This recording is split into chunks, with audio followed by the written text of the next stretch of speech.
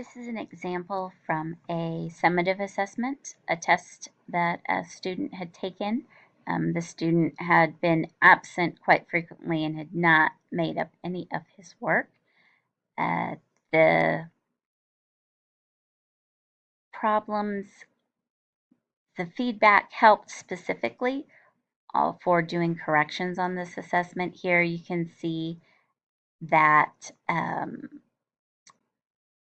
the emphasis here was about the not, and step-by-step walks them through how to do the corrections, or at least the procedures that are established for my classroom, where they have them rewrite the question, then they'll write the correct answer in complete sentences, and then write the remember statement from up here at the top.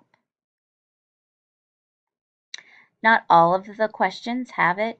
The ones that are trickier and have common misconceptions are where I decided to spend time. You don't have to put something for every single answer choice.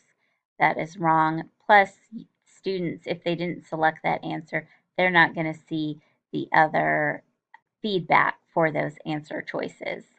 Here, though, they will see the answer choice that we have to show all responses to a question, not just the wrong answer choices or the correct answer choices. Here,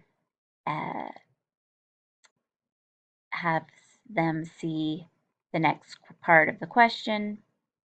Again, you can pause and read through these a little bit more closely at your convenience.